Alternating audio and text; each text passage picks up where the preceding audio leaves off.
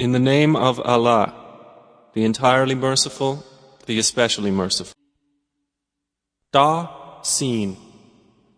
These are the verses of the Quran and a clear book. See Surah Ash-Ara, Ayah 224 for the Tafsir. As guidance and good tidings for the believers. See Surah Ash-Ara, Ayah 224 for the Tafsir. Who establish prayer and give zakah, and of the hereafter they are certain in faith. See Surah Ash-Ara, Ayah 224 for the Tafsir. Indeed, for those who do not believe in the hereafter, we have made pleasing to them their deeds, so they wander blindly. Commentary. We have made their deeds adorned in their sight. Surah An-Naml, Ayah 4. It means that those who do not believe in the hereafter, we have made their bad actions look adorned in their sight. Therefore they feel good about them and remain enthralled in depravity. Some commentators have interpreted that their deeds is used in this verse for good deeds. Hence meaning of the verse is that Allah had placed the good deeds before them with all their attractions. But those unjust people did not pay any attention to them, rather they remained engrossed in infidelity, hence lost their way in wilderness. However, the first interpretation looks more appropriate and straightforward. In the first place, in the Quran, the word zina, adornment, has been generally used for bad actions. For instance, it has been made attractive for people to love the desires. Surah Al-Imran, Ayah 14. Adorned is the present life for those who disbelieve. Surah Al-Baqarah, Ayah 212. Surah Al-An'am, Ayah 137. Its use for good actions is very rare, such as, but Allah has endeared to you belief, decking it fair in your hearts. Surah Al-Hujurat, Ayah 7. Secondly, the word, their deeds, used in the verse is also pointing out that bad actions are meant here and not the righteous actions. Those are the ones for whom there will be the worst of punishment, and in the hereafter they are the greatest losers. See Surah An-Naml, Ayah 4 for the Tafsir. And indeed, O Muhammad, you received the Quran from one wise and knowing. See Surah An-Naml, Ayah 4 for the Tafsir. Mention when Moses said to his family, "Indeed, I have perceived a fire. I will bring you from there information, or will bring you a burning torch that you may warm yourselves." Commentary. Adoption of natural means for one's need is not against trust in Allah. 7. Remember when Musa said to his family, "I have noticed a fire. I shall bring to you some news or bring to you an inflamed timber, so that you may warm yourselves." Surah An-Naml, Ayah 7. Here say, Ibn Musa faced two necessities. 1. To find out the way which he had forgotten, and 2nd, to warm up with the fire, because it was a cold night. For achieving this purpose he tried to go to Mount Tur. But he did not make a claim of success in his endeavor. Rather he uttered such words that conveyed his servitude and hope from Allah Ta'ala. Thus, it is apparent that in order to meet one's requirements and needs in life, it is not against the trust in Allah to strive and make endeavor, but the conviction should be in Allah Ta'ala, and not in one's own efforts. Perhaps, the wisdom in showing him the fire was that it had fulfilled his two needs, finding the way and to get warm with its heat. Sayyidina Musa has said, and which are both in plural form, and are used where the addressees are more than one, although there was only his wife, Sayyidina Shuaib's daughter, with him. Use of plural form for her only was to show respect to her. It was in the same manner, as sometimes the noble people use plural form in addressing even a single person. It is reported from the Holy Prophet also in Ahadith that he used to address his wives in plural form. It is prudent not to refer one's wife by her name in general gatherings. Rather an allusion for the purpose is better. Musa said to his family. The word all is used in this verse for the wife of Sayyidina Musa, while this word means family and includes all the members of one's household along with his wife. Although the wife of Sayyidina Musa was the only one present at the time of this incident, but by the use of this word in his discourse there is a hint that while referring to one's wife in a group of people, it is better to use common words. For example, my family members are of the opinion. But when he came to it, he was called. Blessed is whoever is at the fire, and whoever is around it, and exalted is Allah, Lord of the worlds. 8-9. So when he came to it, he was called. Blessed is the one who is in the fire, and the one who is around it, and pure is Allah, the Lord of the worlds. O Musa, the fact is that I am Allah, the Mighty, the Wise. Surah An-Naml, ayah 8-9. The real nature of seeing the fire and hearing the voice from it. This incident of Sayyidina Musa has appeared in the Quran at many places under different chapters. 2 sentences in the above verses of Surah An-Naml call for special attention. 1. Blessed is the one who is in the fire, and 2. The fact is that I am Allah, the Mighty, the Wise. In Surah Taha, the commentary on which appears in this volume earlier, this incident is mentioned in these words, 10, 11, 12, 13, 14. When he saw fire, and said to his family, Wait, I have noticed a fire. Perhaps I bring you an ember from it, or find some guidance by the fire. So when he came to it, he was called, O Musa, it is me, your Lord. Remove your shoes, you are in the sacred valley of Tuwa. And I have chosen you, so listen to what is revealed. Surely, I am Allah. There is no God but I, so worship me and establish Salah for my remembrance. Surah Taha, ayah 10-14. In these verses also 2 sentences need special attention. It is me, your Lord, and I am Allah. And in Surah Al-Qasas the incident is related in these words. He was called by a voice coming from a side of the right valley in the blessed ground from the tree, saying, O Musa, I am Allah, the Lord of the world. Surah Al-Qasas, ayah 30. In all the 3 surahs, although the incident is described under different titles, yet the subject matter is the same, which is that Sayyidina Musa ill-needed fire that night for quite a few reasons. Allah Ta'ala evinced that to him on a tree of Madar, and he heard these words from that fire or the tree, It is me, your Lord. Surah Taha, ayah 12. The fact is that I am Allah, the Mighty, the Wise. Surah An-Naml, ayah 9. I am Allah. There is no God but I. Surah Taha, ayah 14. I am Allah, the Lord of the worlds. Surah Al-Qasas, ayah 30. It is possible that this vocative might have been repeated again and again, sometime by one word and then by another. The condition of hearing this vocative, as described by Abu Hayyan in Tafsir al-Muhit and by Alusi in Ru'ul Ma'ani, is that it was heard in a manner as if it was emanating from all sides, and not from any particular direction.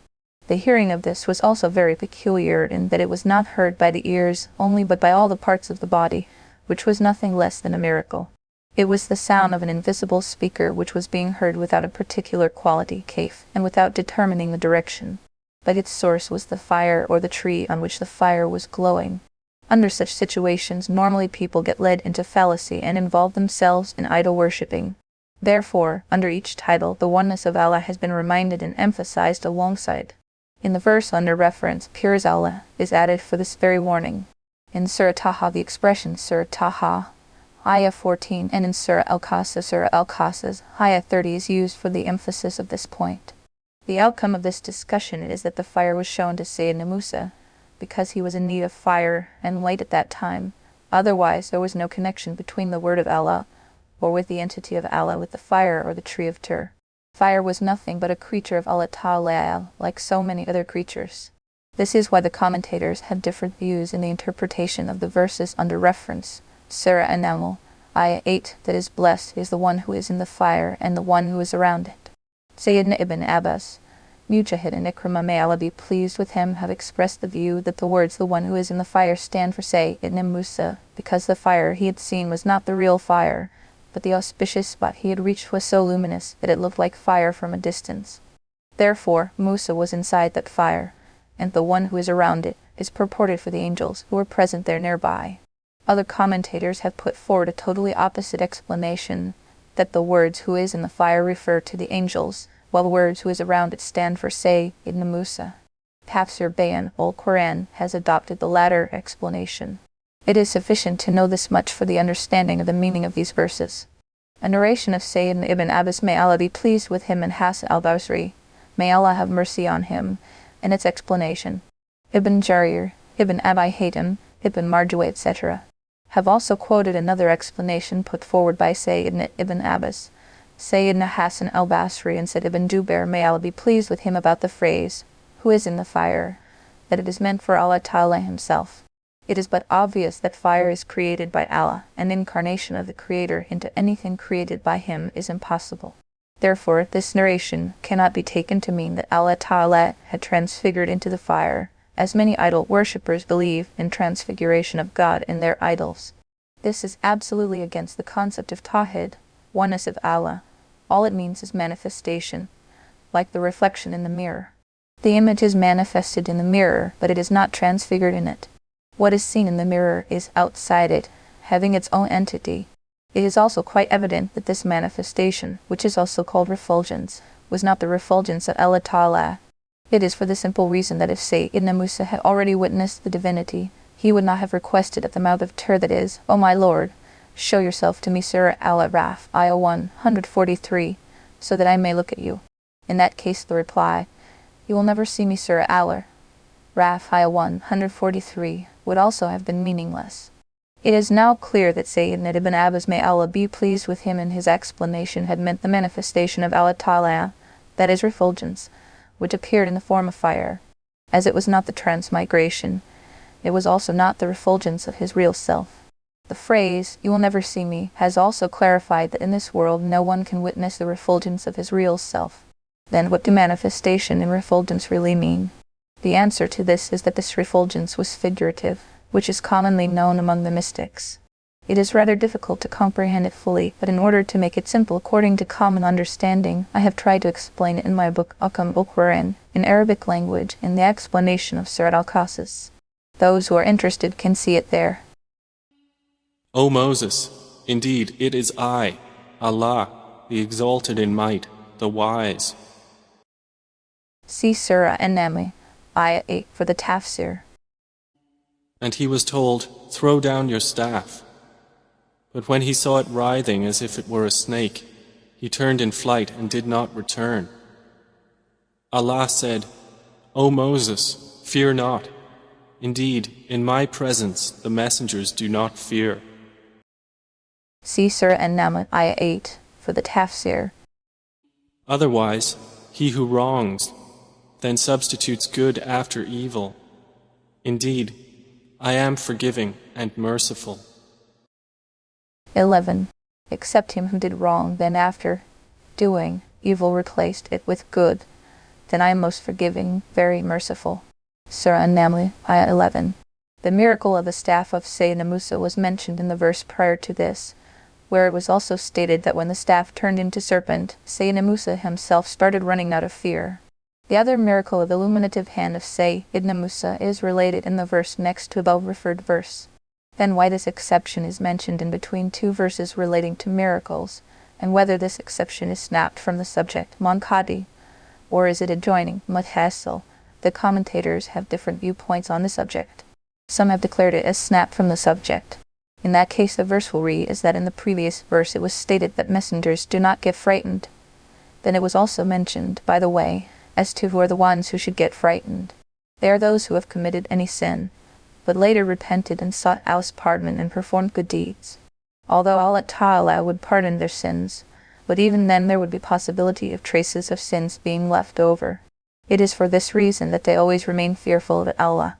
But if the exception is regarded adjoining with the subject, then the meaning of the verse would be that Allah's messengers do not get frightened except those who have committed some trifle or minor mistake and have repented on that. In that situation, such trifle sins are forgiven. But the actual position is that even if there were some minor slips by the messengers, they were not regarded as sins, neither small nor big. Although they looked like sins, but factually they were errors of ijtihad. According to this interpretation, this exception is an allusion toward the incident of the Egyptian who was killed by Sayyidina Musa by error of judgment.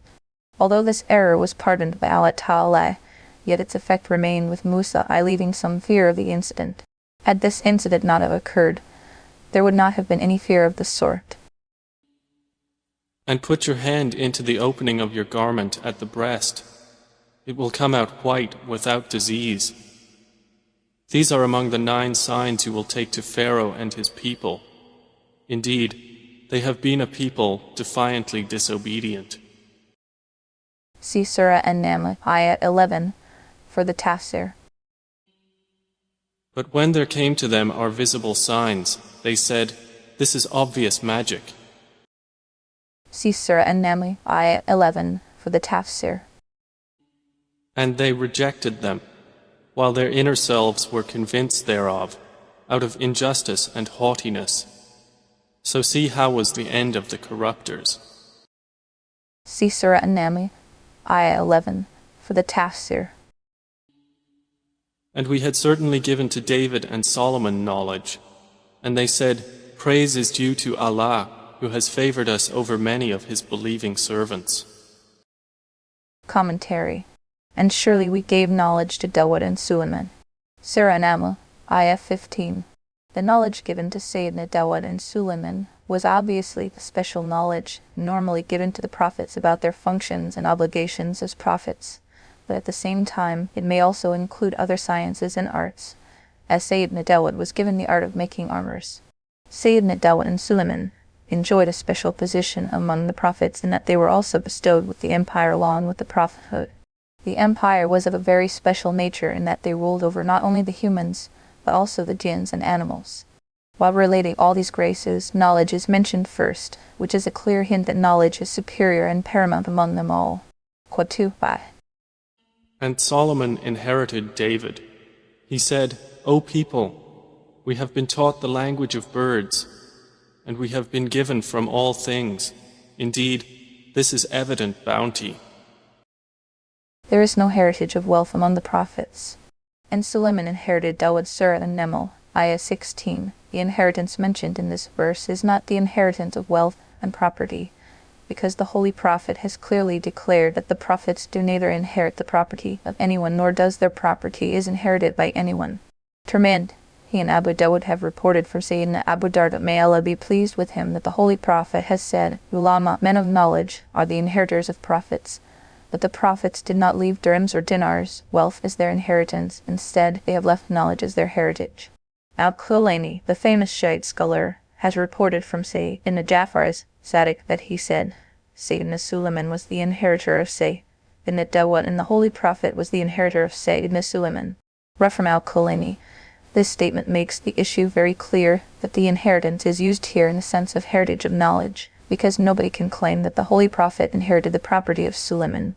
Rationally speaking also, here inheritance cannot mean wealth, because when Sayyidina Dawud died he had sons. Hence, if inheritance of wealth was meant to be distributed, then all these sons would have been entitled for the inheritance, and it cannot be exclusive to Sayyidina Suleiman alone. It is therefore quite clear that the inheritance meant here is the one in which the brothers were not included, and only Sayyidina Suleiman was the inheritor. This could only be the inheritance of knowledge and prophethood. Along with that inheritance, Allah Ta'ala also graced him with the empire of Sayyidina Dawud and furthermore control over the jinns, birds, animals, and the wind.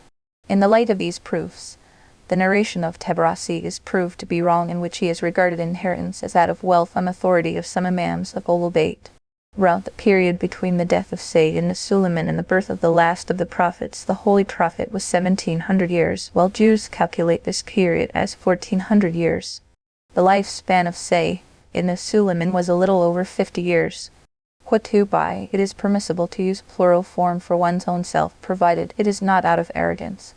Surah An-Naml, Ayat 16. Sayyidina Suleiman has used plural form for himself as a regal idiom, although he was alone. It was to impress his subjects, so that they do not indulge in indolence in the obedience of Allah Ta'ala and in following him. Similarly, there is no harm if the rulers and officials also use plural form for themselves while they are in the company of their subjects, provided it is for the esteem of the office they are holding and not out of arrogance. Birds and animals also have sense and intelligence. There is sense and intelligence to some degree in all animals and birds. However, it is not developed to such an extent that they were made to follow any injunctions of the Sharia. But the humans and jinns are bestowed with such perfected sense and intelligence that they are made the addressee and followers of the injunctions of Allah Ta'ala. Imam Shafi'i, may Allah have mercy on him, has said that dove is the cleverest of all the birds, and Ibn Atiyah has said that ant is a very intelligent animal. Its smelling power is very strong. If it gets hold of a grain, it breaks it into two so that it does not germinate, and thus it stock its food for the winters. Quote 2 by special note. The expression speech of birds is used in the verse because of the incident of the hoopoe, which is a bird.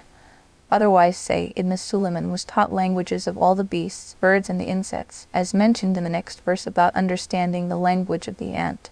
Imam Qurtubi has mentioned in his Tafsir different incidents in which Sayyidina Suleiman told the people how different birds chirped and what did they mean. The chirping of each bird was a word of advice. And we have been given of everything. The word every applies to everything of a kind, but sometimes its application is not universal but pertains to a specific purpose. Here also, It is used in that sense, and everything refers to those things only which are needed by the government or an empire. Otherwise, it is obvious that they did not have aeroplanes, motor cars, or railways in those days. My Lord, enable me. Surah An-Naml, Ayah 19. It is derived from was, which lexically means to stop or restrain. Here it means enable me with divine help so that I should have the trait of gratitude with me all the time, and do not part with it ever, which will result in restraint.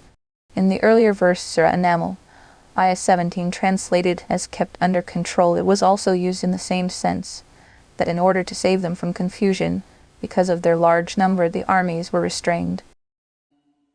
And gathered for Solomon were his soldiers of the jinn, and men, and birds, and they were marching in rows.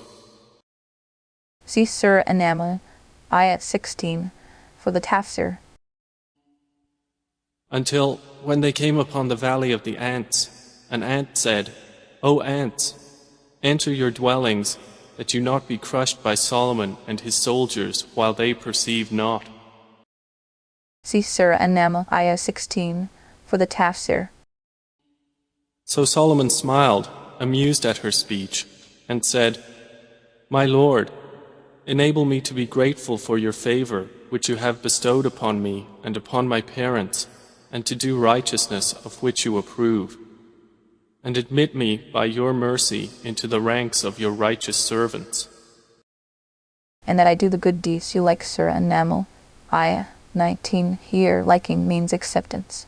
Thus the meaning is, Ya Allah, grace me with divine help for such righteous deeds which are acceptable to you.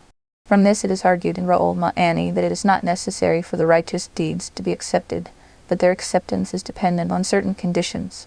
It is further explained that there is no relation between righteousness and acceptance, either rationally or in religious law. It is for this reason that the prophets used to pray for the acceptance of their righteous deeds. Sayyidina Ibrahim and Ismail prayed while constructing the house of Allah, Our Lord, accept from us. Surah Al-Baqarah, Ayah 127. It shows that after doing a good deed, one should not be complacent, but should pray to Allah for its acceptance. Despite having done good deeds and their acceptance, the entry into paradise will not be possible without the grace of Allah. And admit me by your mercy among your righteous slaves. Surah An-Naml, Ayah 19. Despite having performed good deeds and their acceptance, the entry into paradise will depend on the grace and kindness of Allah Ta'ala. The Holy Prophet has said that no one will enter into paradise relying only on his deeds. So the companions inquired from the Holy Prophet, even you too? And he answered, Yes, me too, but I am surrounded by Allah's favor and grace. Ra'ul Ma'ani, Sayyidina Suleiman was also praying for the grace of Allah for the entry into paradise in these words, O Allah, grace me also with your favor so that I become entitled to enter paradise. And he took attendance of the birds and said, Why do I not see the hoopoe? Or is he among the absent? Commentary. And he checked the birds. Surah An-Naml, Ayah 20. The word tafaqqud means to verify about the presence or absence of some people. Hence it is translated as to check. Sayyidina Suleiman was bestowed by Allah Ta'ala the rule over jinns, the beasts and the birds, apart from humans. As it is customary for the ruler to look after and take care of all of his subjects, it is stated in this verse that Sayyidina Suleiman inspected the birds from his subjects, and made a note of the presence and absence of them all. The Holy Prophet also had the habit to keep himself informed about the well-being of his companions. If someone was absent, he used to go to his house to find out his welfare. If anyone was sick, he would go and visit him and do the needful nursing. If someone was afflicted with any trouble, he would make the effort to remove it. It is necessary for the rulers to take care of their subjects and for the saints of their disciples and students. This verse has proved that Sayyidina Suleiman used to keep an eye on all types of his subjects, and used to keep himself fully informed about them, so much so that the absence of a small and weak bird like the hoopoe, which has a small population compared to other birds, did not go unnoticed from him. It is also possible that his specific inquiry about the hoopoe was due to its small population and weak makeup among the species of birds. Therefore, he made special effort to keep his eyes on the weaker section of his subjects. Among the companions, Sayyidina Umar, may Allah be pleased with him, established the traditions of the Holy Prophet in totality during his tenure as Caliph. He used to go round the streets of Madinah during the nights to keep him fully abreast with the state of affairs. If he found anyone in distress or need, he would help him out. A number of such incidents are related in his biography. He he used to say, if a wolf kills a lamb by the side of river Euphrates, for that too you will be answerable. Quote 2 by, such were the principles of rule and administration, which were taught by the prophets and practically demonstrated by the revered companions of the Holy Prophet. Because of these practices, the entire populace, both Muslims and non-Muslims, used to live in complete harmony and tranquility. Such justice and fair play, composure and tranquility were never witnessed ever in the whole world after their time. What is wrong with me that I do not see the hoopoe? Rather he has disappeared. Surah An-Naml, Ayat 20. Taking account of one's own self. Apparently Suleiman should have said at this occasion, what is wrong with the hoopoe that he is absent? But Suleiman asked about his own wrong when he said, what is wrong with me? Perhaps it was because the hoopoe and all other birds were put under his control as a special reward. Initially it crossed his mind, momentarily, that probably his blessings had been curtailed for some slip on his part, that a species of birds, the hoopoe, was not present. So he made some soul-searching to find out what could have been the reason for its absence. It was a case similar to that of the mystic saints who make inquiries from their self before looking into the material causes for the relief of any distress, or when any blessing is reduced for them. It is their practice to take into account any possible slips on their part in paying gratitude to Allah Ta'ala for His bounties, which might have caused the withdrawal of the blessings from them. Qutubah has quoted here the practice of these saints on the authority of Ibn al-Arabi in the following words, that is, when these saints do not succeed in their objectives, they take stock of their deeds to find out where have they committed the mistake. After this initial stock-taking of self and due considerations and deliberations, it is said, rather, he has disappeared. Surah An-Naml, Ayah 20. Here the word is used for the meaning of the word. Rather, Qutubah, therefore, the meaning of the sentence is, it is not that my sight has faltered in locating the hoopoe, but in fact it is not present. Reason for picking up hoopoe from among the birds, and an important warning. Sayyidina Abdullah ibn Abbas, may Allah be pleased with him, was asked as to what was the reason that the hoopoe was picked up from all the birds. He replied that Sayyidina Suleiman had camped at a place where there was no water, and Allah Ta'ala has bestowed such a peculiar instinct to hoopoe that it can see things under the ground and can also locate the underground water. Sayyidina Suleiman wanted to find out, through the proficiency of the hoopoe, the depth and extent of the underground water. Having known the location of the underground water, he would have commanded the jinns to excavate the ground to bring the water up, a task they would have performed very quickly. Paradoxically, despite having the piercing sight, the hoopoe gets entrapped in the nets of the hunters. Sayyidina ibn Abbas, may Allah be pleased with him, has commented on this, O the people of knowledge, try to understand this fact that the hoopoe has the ability to see things under the ground, but the net spread out over the ground gets obscured from its sight, and hence it gets entrapped in that. The bottom line to understand is that whatever is destined for a person through the divine decree, whether it is trouble or comfort, has to be enforced, and no one can escape from it by his wisdom, insight, or through the use of force or money. I will surely punish him with a severe punishment, or slaughter him unless he brings me clear authorization. I will punish him with a severe punishment. Surah An-Naml, Ayah 21. It is part of the political sagacity to punish the absentee after making due scrutiny. It is permissible to punish a lethargic animal moderately.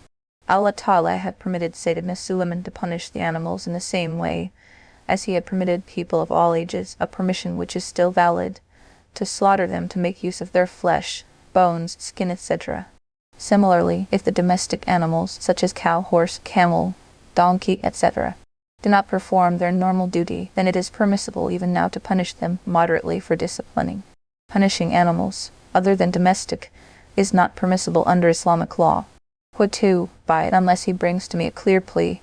Surah An-Naml, Ayah 21. That is, if the hoopoe offers a plausible excuse for its absence, then it will be saved from the punishment. There is a subtle hint in it that it is expected of a ruler or an administrator that if someone falters doing something, then it should be thoroughly investigated before punishing him. The punishment should be enforced only when the guilt is established, otherwise he should be forgiven. But the hoopoe stayed not long, and said, I have encompassed in knowledge that which you have not encompassed, and I have come to you from Sheba with certain news. I have discovered what you did not. Surah An-Naml, Ayah 22.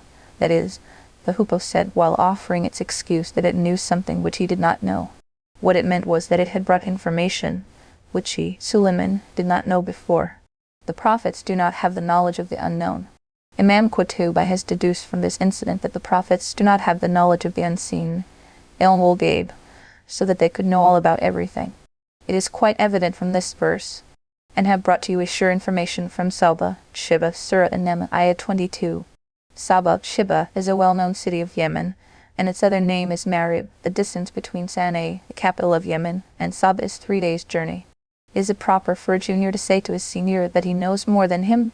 On the basis of this conversation by the Hupo, some people have deduced that it is appropriate for a pupil to say to his teacher, or for a common man to say to a knowledgeable person, that he knows more than the latter on the subject, provided he is absolutely confident that his knowledge on that subject is really more than others.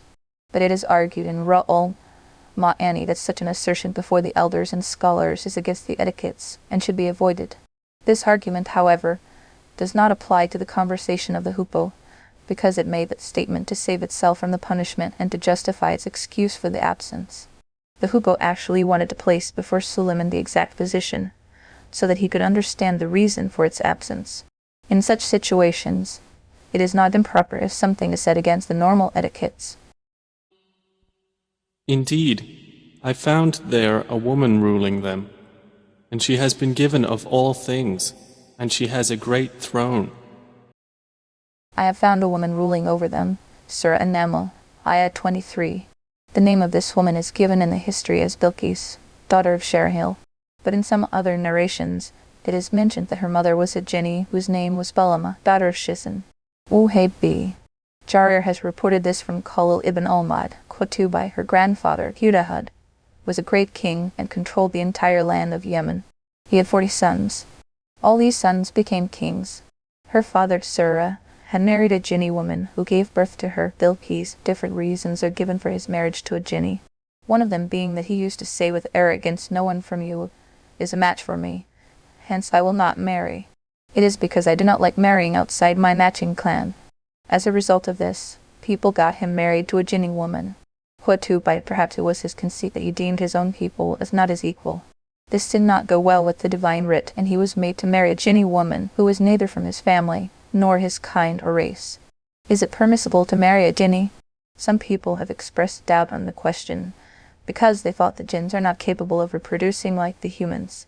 Ibn al-Arabi has opined in his commentary that this is a wrong conception.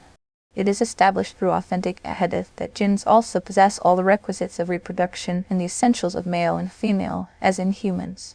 There is another aspect to this question from the angle of Islamic law. That is, whether it is permissible for a man to marry a jinni woman. On this aspect there are different views of the Islamic jurists. Some have ruled that it is permissible, while others have ruled it out because of their different kind, like the animals. In the book named as this subject is discussed in detail, where some incidents are quoted mentioning that Muslim men married Muslim jinni women, and they also gave birth to children. Here the subject is irrelevant, because the father of Bilqis, who married the jinni woman, was not a Muslim. Hence, the question of permissibility does not arise here. In Islamic law, the lineage is based on father, and the father of Bilqis was a human. Therefore, Bilqis would also be regarded as a human. In some narrations, marriage of Suleiman with Bilqis is mentioned.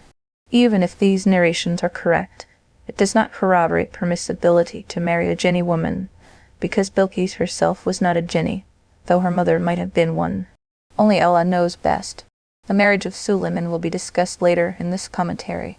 Is it permissible for a woman to be king or the head or imam of a people? It is reported in Sa'd al-Bukhari on the authority of Sayyidina ibn Abbas, may Allah be pleased with him, that when the Holy Prophet learnt that the people of Persia have made the daughter of Kisra as their queen, he said, that is, those people will never prosper who give control of authority to a woman. It is for this verdict that scholars are unanimous on the point that the control of a government, an empire or caliphate cannot be assigned to a woman. Rather, the greater Imama, al-Imama al-Kubra, is also allowed only to men folk like the Imama for prayers. As for Bilqis being the queen of Saba, it does not make it to be a religious decree unless it is proven that Sayyidina Suleiman had married her and then retained her as the queen. This assumption is not proven by any authentic narration, which could be trusted for the purpose of legislation of religious laws. She has been given of everything. It means that whatever services are needed to a king or an aristocrat according to their time, they all were available to her. It is, however, obvious that those things that were not invented by then, their unavailability is not in conflict with this verse. And she has a great throne. Literal meaning of Arsh is throne of the empire. A narration is attributed to say, Ibn Abbas, may Allah be pleased with him, that the length of the throne of Bilqis was 80 yards, its breadth was 40 yards, and height 30 yards. It was profusely decorated with pearls, red rubies, topaz, and olivine, and its legs were studded with precious stones and pearls. Its curtains were made of silk and fine cloth. The throne was secured within 7 buildings, one within the other, all well protected and locked.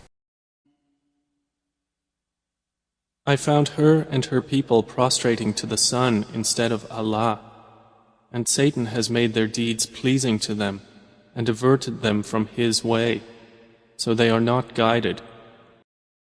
I have found her and her people prostrating to the sun. Surah An-Naml, Ayah 24.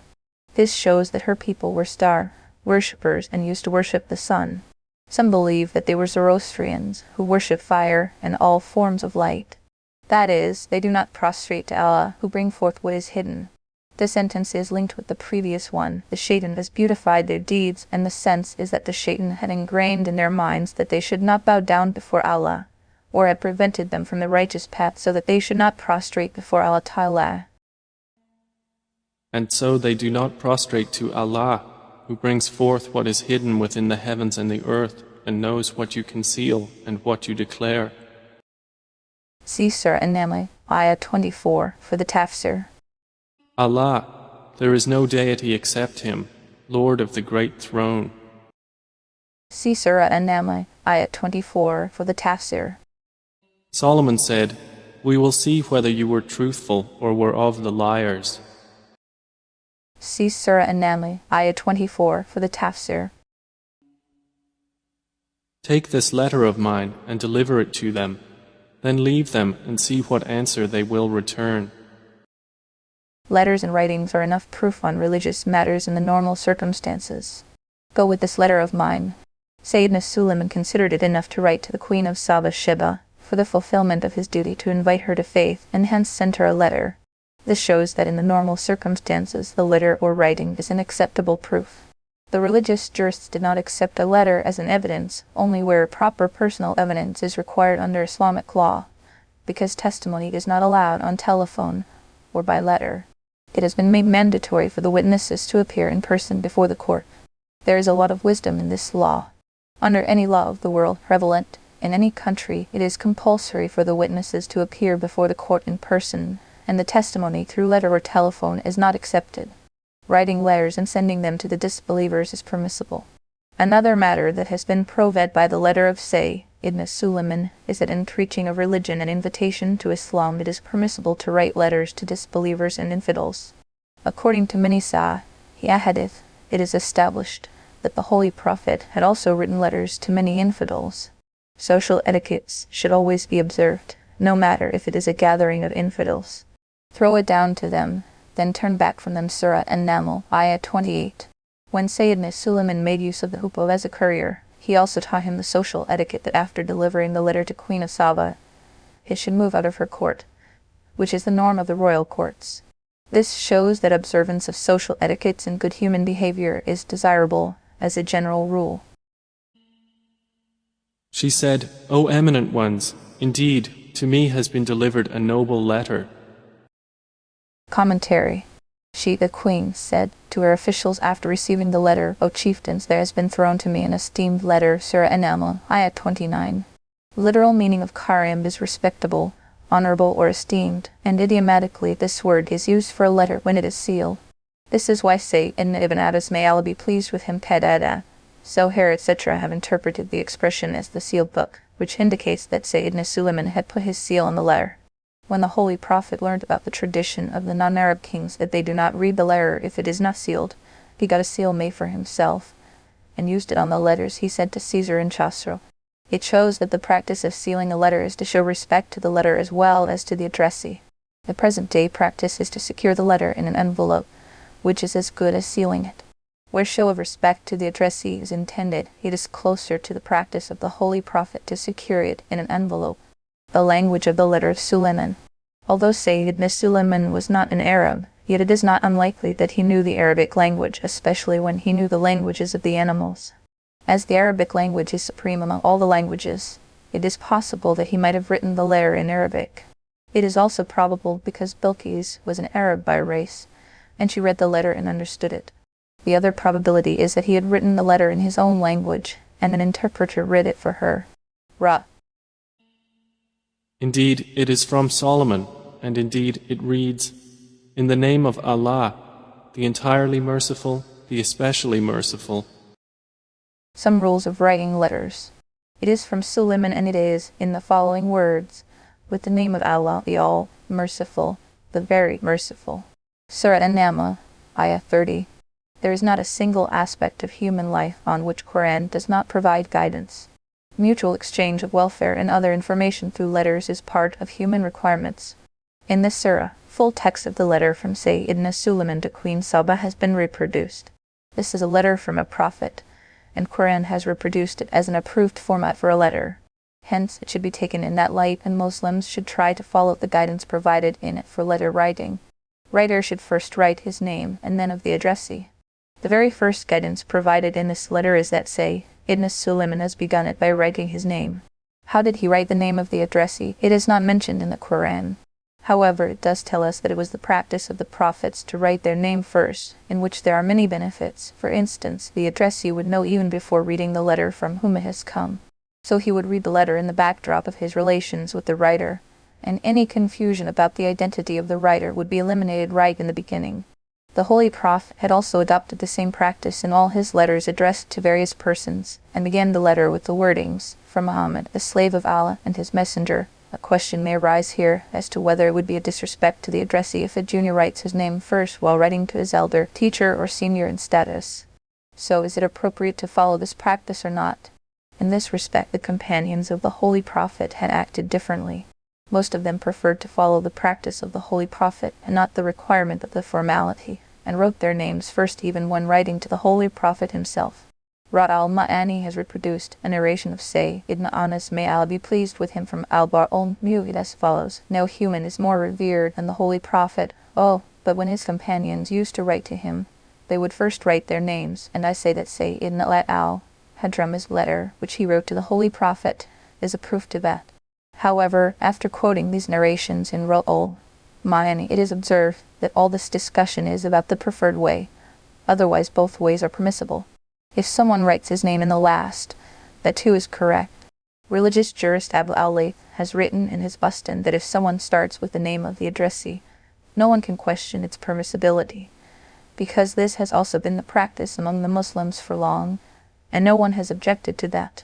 Rad al-Ma'ani, Qatu, by replying to letters, is also a practice of the prophets. It is observed in Tafsir of Maarif-ul-Qur'an that if someone receives a letter, it is incumbent upon him to answer it, because a letter from someone not present is as good as the greeting of the one who is present.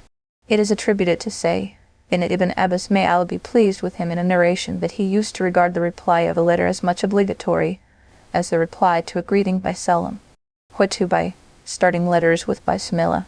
The letter of Sayyidina Suleiman and all the letters sent by the Holy Prophet have established that writing Bismillah at the beginning of a letter was the practice of the prophets. As to the question whether Bismillah should precede the name of the writer or not, the practice of the Holy Prophet was that he always put Bismillah before his name, and the name of the addressee after his own name. But in the Quran the order is reversed, and the name of Sayyidina Suleiman is written first, and then Bismillah. Therefore, it is also in order if the name of the writer is written first and then Bismillah. But Ibn Abi Hatim has reported on the authority of Yazid ibn Rahman that in fact Sayyidina Suleiman had written his letter in this manner, which means that he wrote Bismillah before his name. But when Bilqis read out this letter to her people, she mentioned the name of Suleiman first in order to let them know the name of the writer. The Holy Quran has copied what Bilqis had uttered. There is no mention in the Quran whether Bismillah was written first or the name of Sayyidina Suleiman in the original letter. There is yet another possibility that the name of Suleiman was written on the envelope and Bismillah at the top of the letter, and when Bilqis read out the letter to her people, she announced the name of Sayyidina Suleiman first. Ruling. The original tradition, sunnah, of letter writing is that all letters should begin with Bismillah. However, the religious jurists have ruled, on the authority of the indications given in the Quran and sunnah, that if there is a risk of disrespect to the name of Allah on the apprehension that the paper on which Bismillah is written would be thrown away, then it is not right to write Bismillah, lest one should get involved in sin. The present-day practice is that letters are thrown away after reading and they end up in garbage. Hence, it is better to perform Sunnah by reciting Bismillah orally before starting the letter, rather than writing it on paper. Can a paper bearing a Quranic verse be given in the hands of a disbeliever? Sayyid ibn Sulaiman had sent this letter to Bilqis when she was not a Muslim, but was written on it. It confirms that this is permissible. The non-Arab kings to whom the Holy Prophet had written letters were disbelievers. But the letters contained some Quranic verses too. It should be understood that although it is not permitted to hand over the Holy Quran to infidels, but any book or paper containing some verses of the Quran does not qualify to be the Quran itself. Hence, such papers or books can be handed over to an infidel or to someone without wudu, ablution, alamdiri. Letters should be written short, comprehensive, eloquent, and effective. Looking at the letter of Sayyid ibn Sulaiman, one cannot avoid noticing that it is so comprehensive that all important matters have been put together in a few sentences, maintaining the high standard of eloquence along with the royal grandeur in front of the infidels. At the same time, perfected attributes of Allah Ta'ala are also described along with an invitation towards Islam. Condemnation of conceit and arrogance is also noticeable. As a matter of fact, this letter is a specimen of the marvel of Quran. Sayyid Muqtada, may Allah be pleased with him, has stated that it was the practice in letter writing by all the prophets to make it brief, but at the same time ensuring that nothing mentionable is left out. Revel, Ma'ani. Be not haughty with me, but come to me in submission as Muslims. See Surah An-Naml, Ayah 30 for the Tafsir. She said, O eminent ones, advise me in my affair. I would not decide a matter until you witness for me. Consultation in important matters is a sunnah. It provides the benefit of having views of others and gives them a sense of participation. She said, O chieftains, advise me in the matter I have before me. I am not the one who decides a matter absolutely unless you are present with me. The word is derived from fatwa, which means answering some specific issue. Here it means to give counsel or to express one's views. When Queen Bilqis received the letter of Sayyid ibn Sulaiman, she called the members of her government and asked their view as to what she should do. Before asking their view on the matter, she encouraged and pleased them by declaring that she did not take decisions without consulting them. Because of her remarks, the ministers and the generals expressed their readiness to sacrifice everything they had in order to follow her command. We are powerful and tough fighters, and the decision lies with you. Sayyid Muqtada, may Allah be pleased with him, has related that according to his information there were 313 members in her consultative committee, and each one of them represented and enjoyed the support of 10,000 persons. Qutubai, this statement brings to light that having consultation with supporters is an old practice.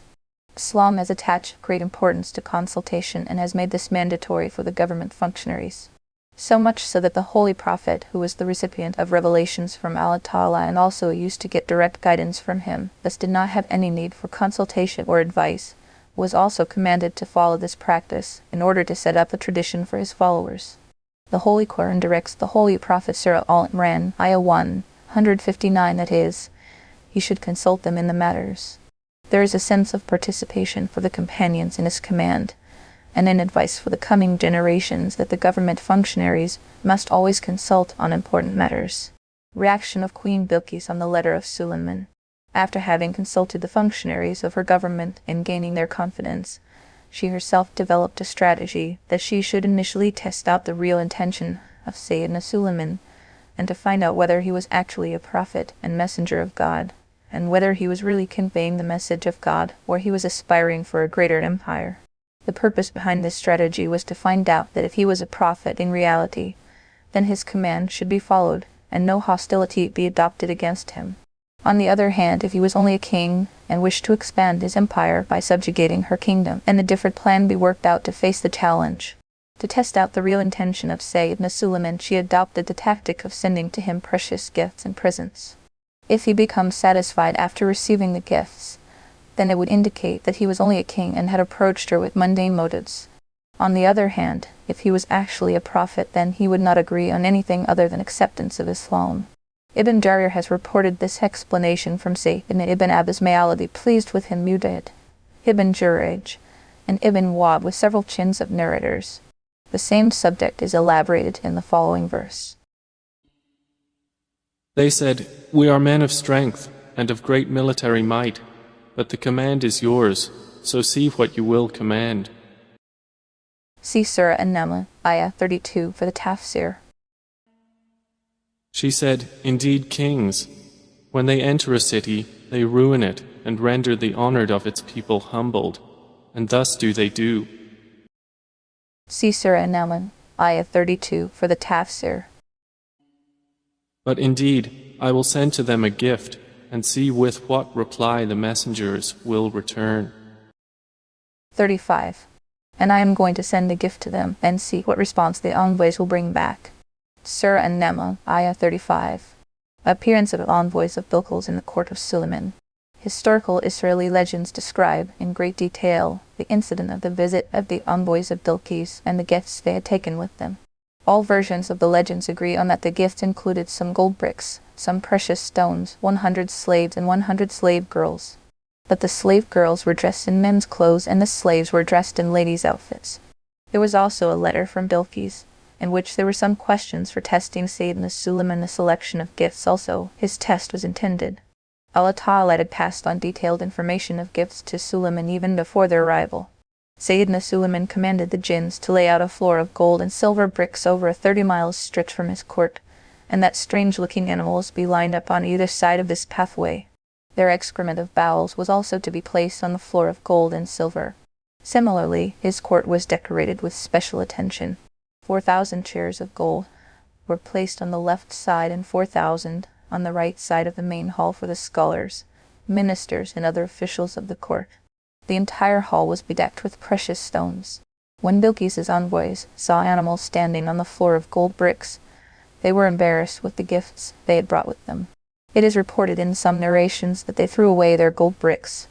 Then as they proceeded, they saw rows of beasts and birds on either side of the pathway. After that they came across the rows of jinns. Seeing them, they were browbeaten. Ultimately, when they reached the court and stood before Sayyidina Suleiman, he received them with dignity and entertained them with veneration.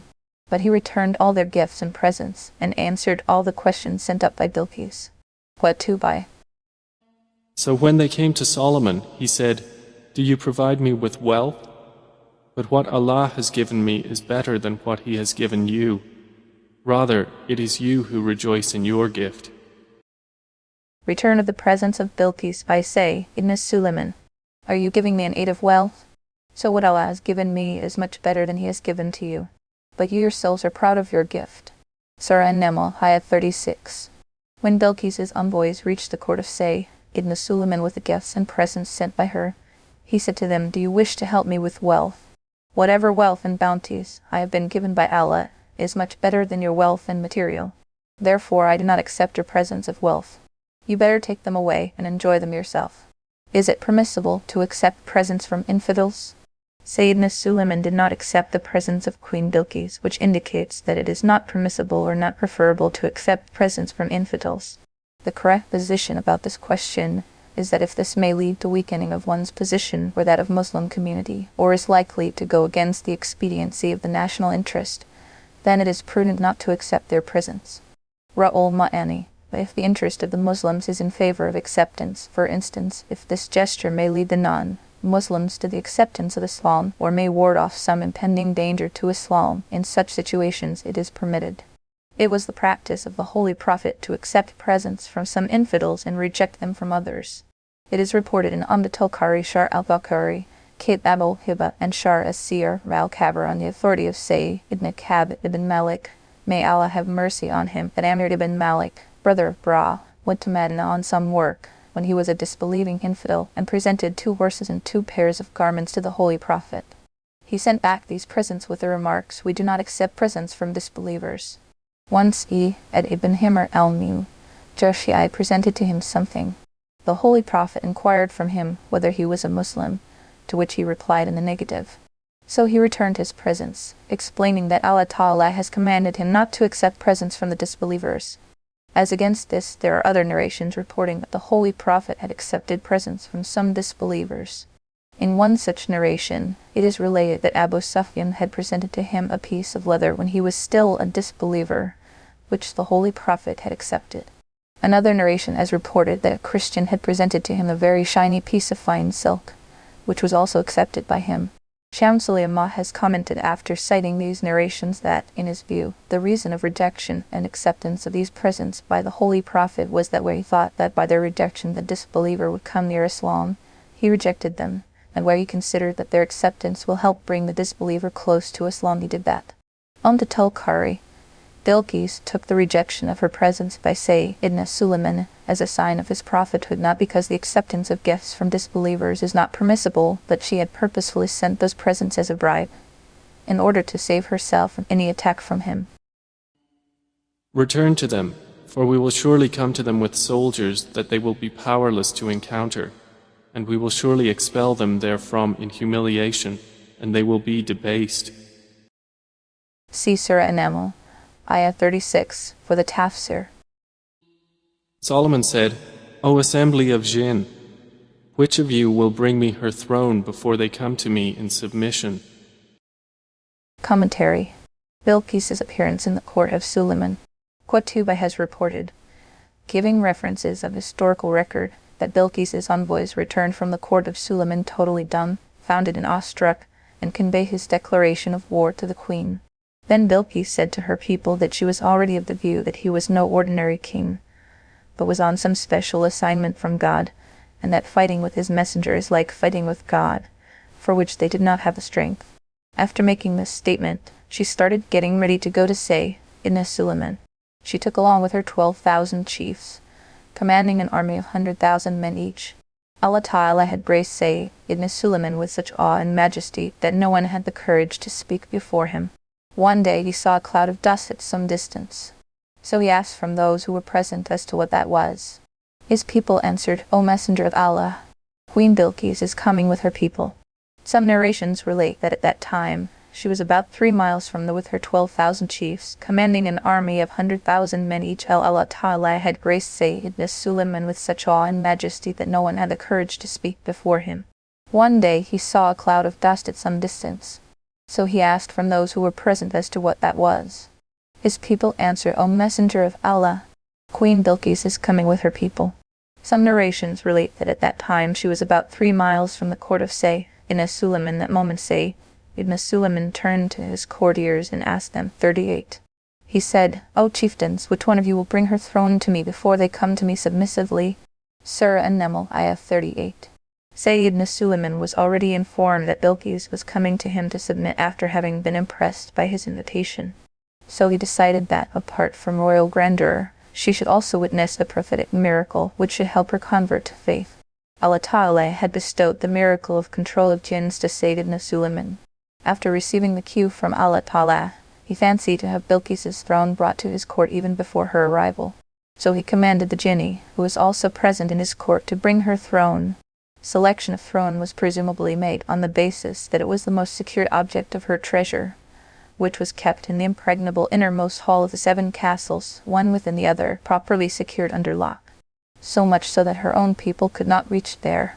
Shifting of such a huge and secured object without breaking the lock or door to a place so far away from where it was placed could not have been possible without the help and will of Allah Ta'ala. This was an ideal way to make her see and realize the unlimited power and control of Allah.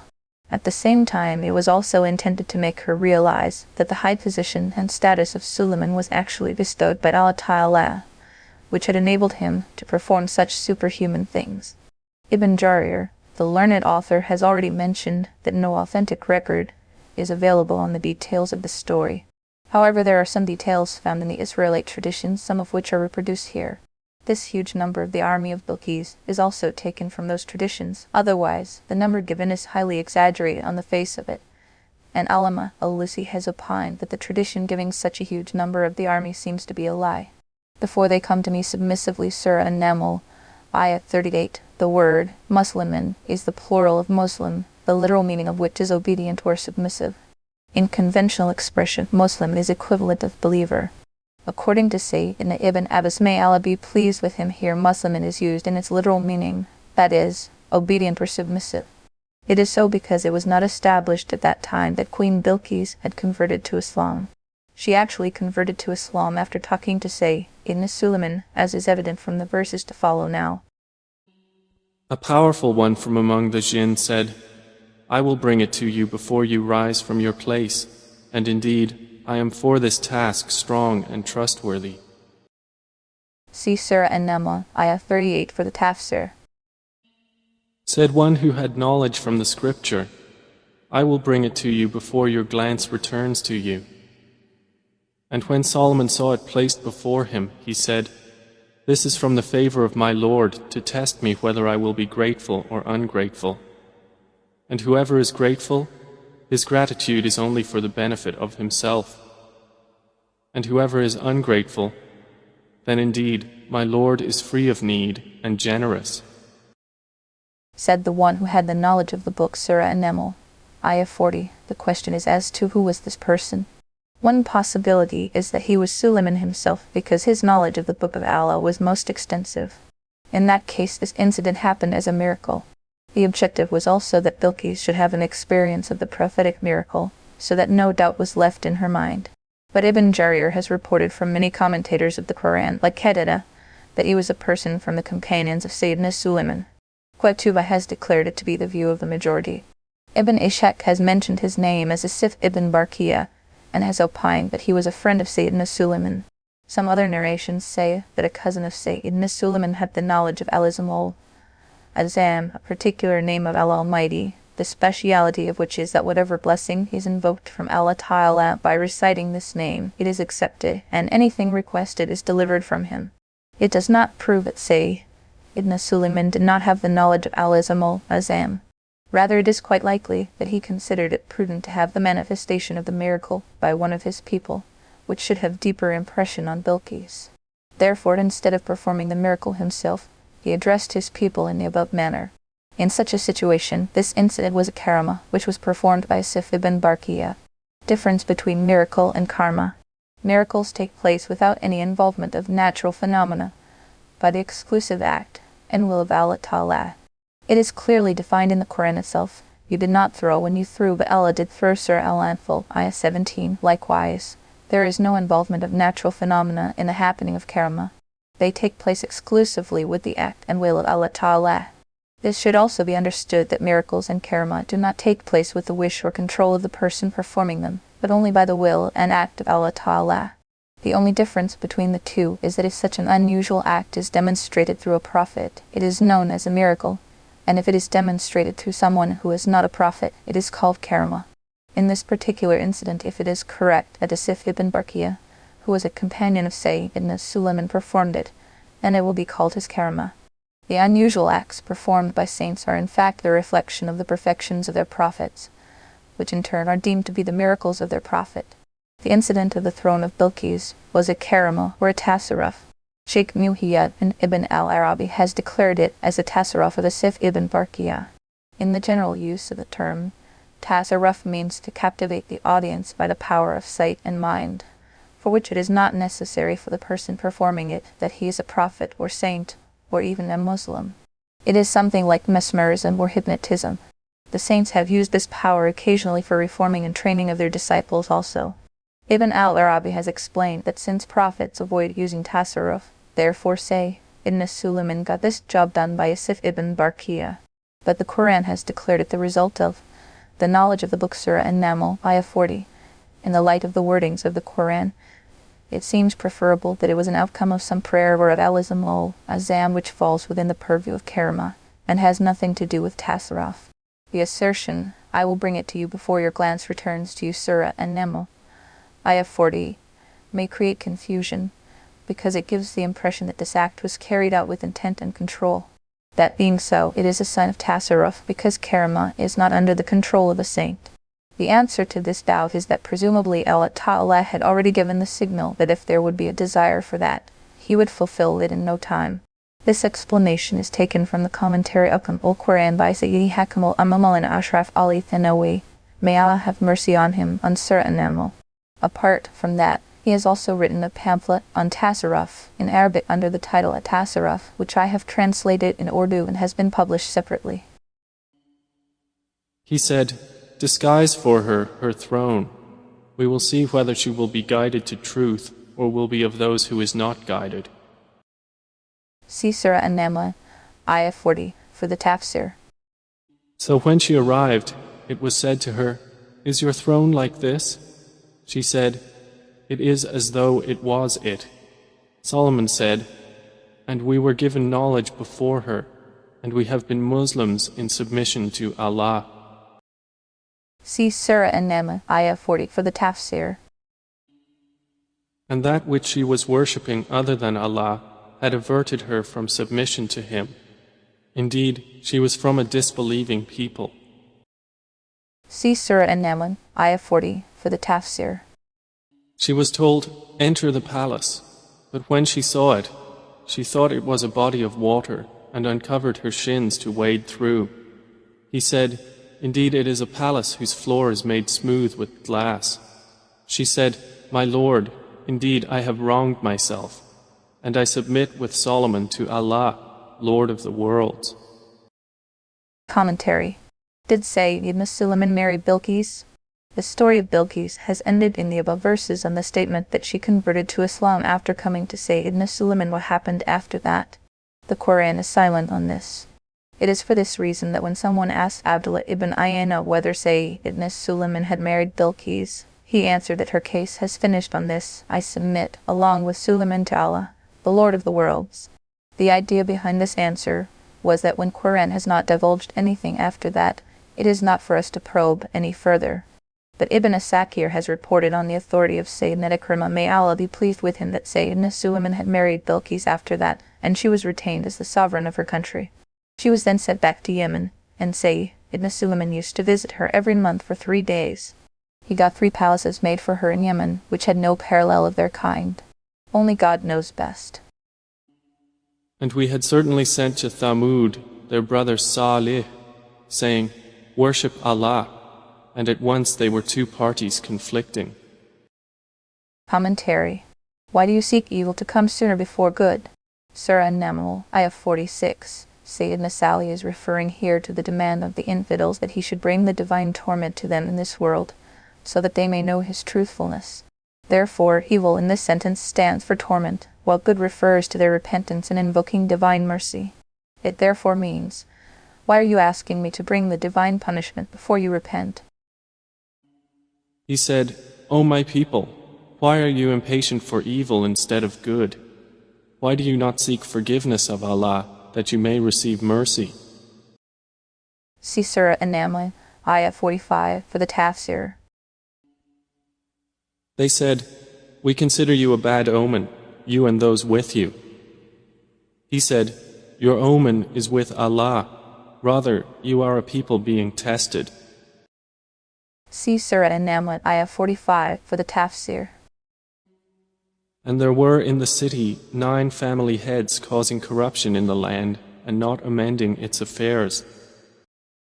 9 persons, Surah An-Naml, Ayah 48. The word Rat is used for a group.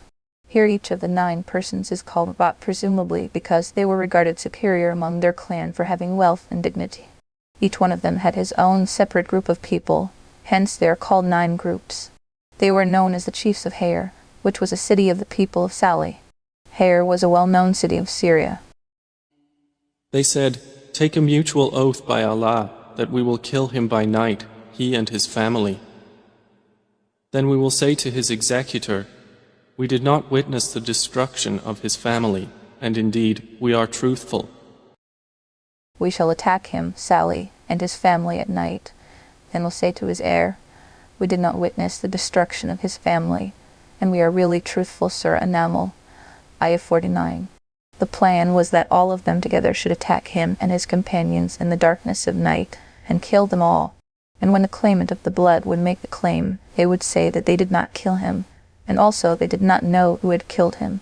In saying so they would have uttered the truth, because no one could have known who had killed whom in the darkness of the night. The point to note here is that all the acts of infidelity, disbelief, killing and pillage were being performed by the infidels, rather than those among them who were hardened criminals. Yet they were careful that they don't speak a lie or get blamed for falsehood. This shows how great the sin of falsehood is, that even the perpetrators of heinous crimes avoid it for the sake of their self-respect. The other thing worth noting in this verse is that the one whom these infidels had mentioned as the wall or heir of Sayyidina Salih was a man of his own family. So, why did they leave him out from being assassinated?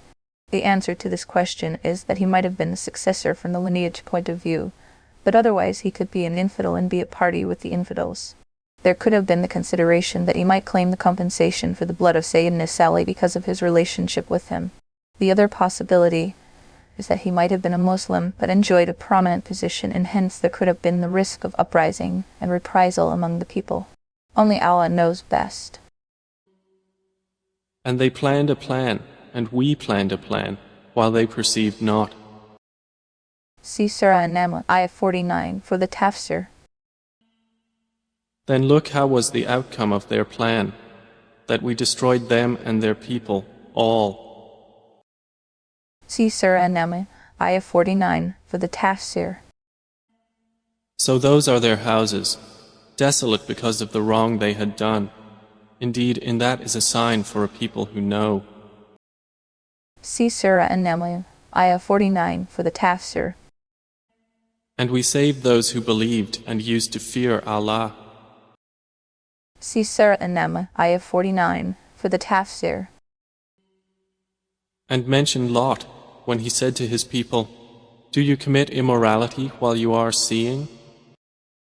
See Surah An-Naml, Ayah 49 for the Tafsir. Do you indeed approach men with desire instead of women? Rather, you are a people behaving ignorantly. See Surah An-Naml, Ayah 49 for the Tafsir. But the answer of his people was not except that they said, "Expel the family of Lot from your city. Indeed, they are people who keep themselves pure." See Surah An-Naml, Ayah 49 for the Tafsir. So we saved him and his family, except for his wife. We destined her to be of those who remained behind. See Surah An-Naml, Ayah 49 for the Tafsir. And we rained upon them a rain of stones, and evil was the rain of those who were warned. See Surah An-Naml, Ayah 49 for the Tafsir. Say, O Muhammad, praise be to Allah, and peace upon His servants whom He has chosen. Is Allah better, or what they associate with Him? Commentary. This incident has been related at many places in the Quran, especially in Surah Al-Araf, where its necessary details have been discussed and may be consulted if required. Say, praise belongs to Allah. Surah An-Naml, Ayah 59, after describing some events of the prophets and earlier people and the episodes of torments they faced, this sentence is addressed to the Holy Prophet, that he should express his gratitude to Allah Ta'ala for his followers have been exempted from the punishment in this world. He is further asked to say salam to the earlier prophets and God-fearing persons. Majority of the commentators have adopted this explanation, but some feel that this sentence is also addressed to Sayyidina Allah.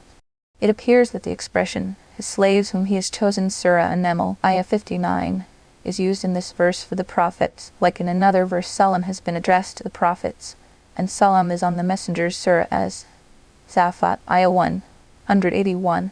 But Sayyidina Ibn Abbas, may Allah be pleased with him, is of the opinion that it refers to the companions of the Holy Prophet. This explanation is also adopted by Sufyan ath-Thawri.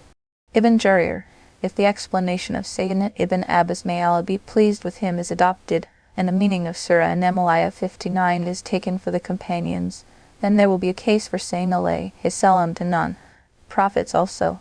This subject will be discussed in detail, inshallah, under Surah Al-Ahzab for the verse Surah Al-Ahzab, Ayah 56. Ruling. This verse also teaches the formalities of an address, a sermon or a lecture, that it should start with the praise of Allah and the salah, durud, and salam to the prophets. This had always been the practice of the Holy Prophet in his addresses. His companions also adopted the same practice by commencing not only their addresses, but also all the important jobs by praising Allah Ta'ala and then salah and salam on the Holy Prophet.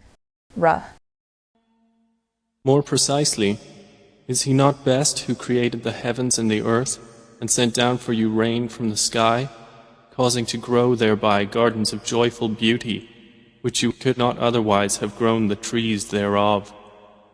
Is there a deity with Allah?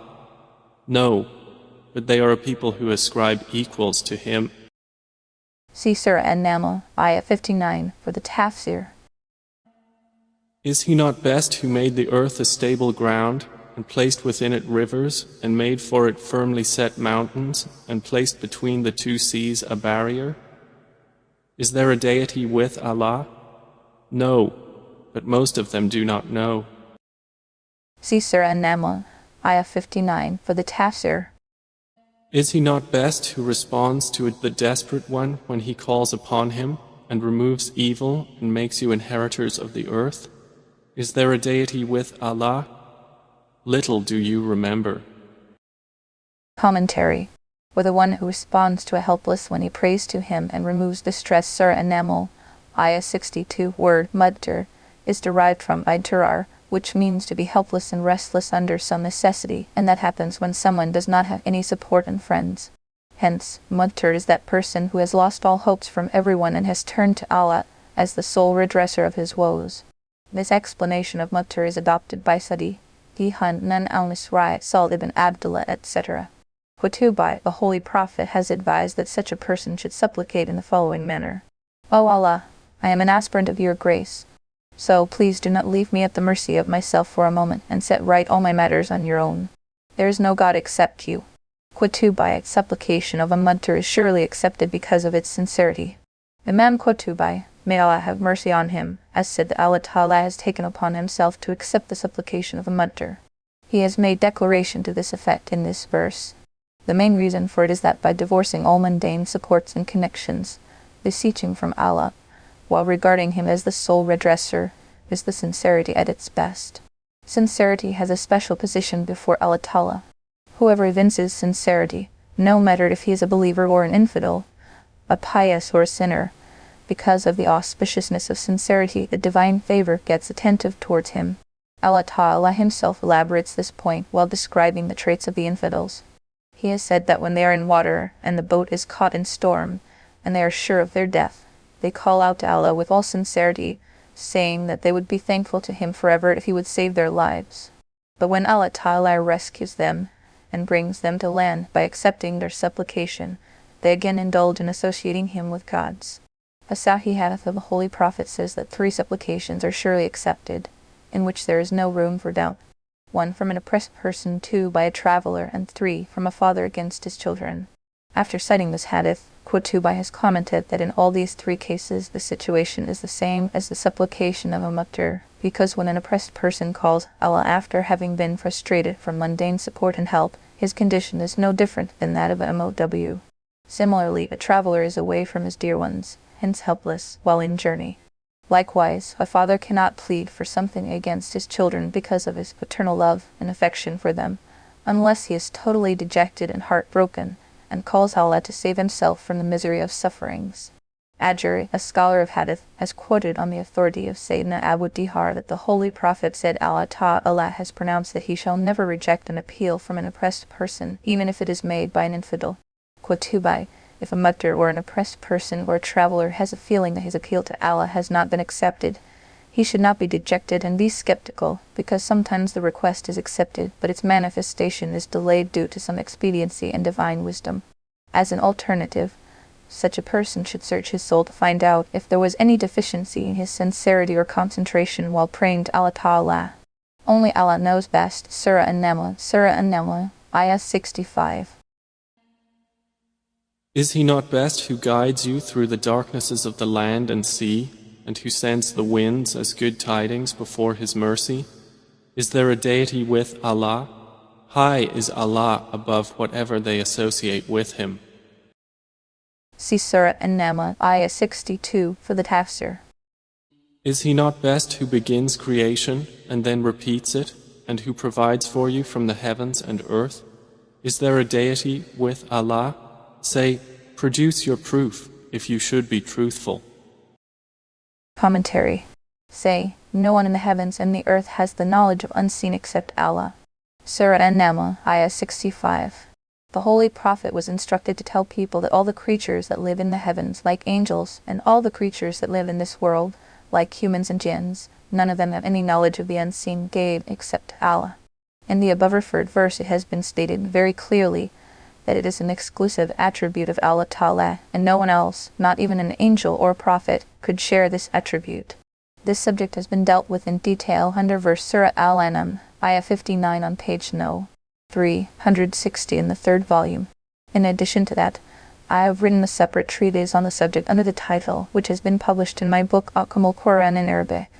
Those who are interested in this subject can refer to that. Say, none in the heavens and earth knows the unseen except Allah, and they do not perceive when they will be resurrected. See Surah An-Naml, Ayah 64 for the Tafsir. Rather, their knowledge is arrested concerning the hereafter. Rather, they are in doubt about it. Rather, they are, concerning it, blind. 66. Rather, their knowledge failed in the matter of hereafter. Rather, they are in doubt about it. Rather, they are blind to it.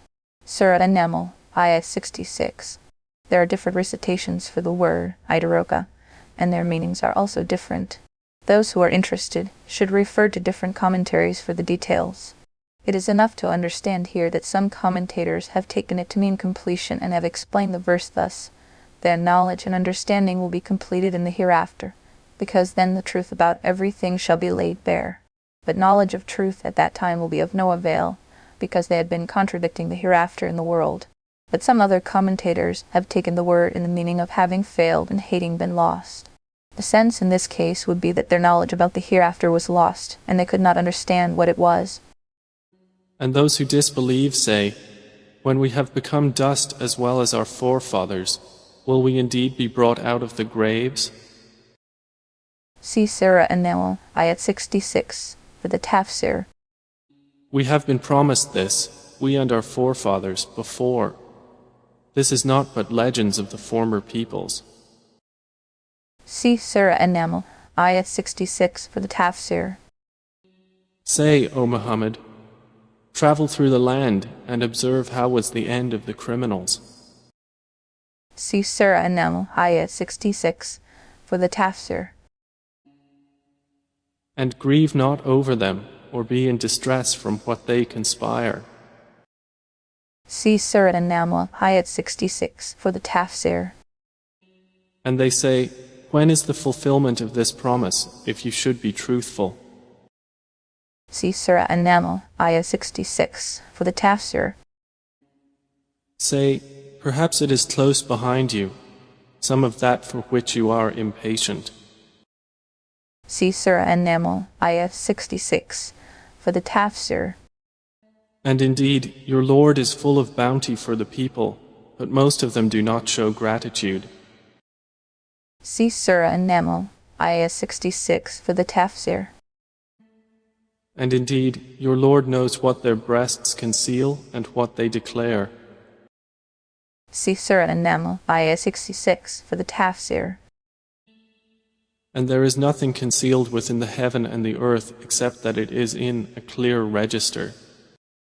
See Surah An-Naml, Ayah 66 for the Tafsir. Indeed, this Quran relates to the children of Israel, most of that over which they disagree. Commentary. By describing Allah's omnipotence through different examples in the earlier verses, the reality of the hereafter and the rational possibility of resurrection of the dead has been established. There is no logical ambiguity in that.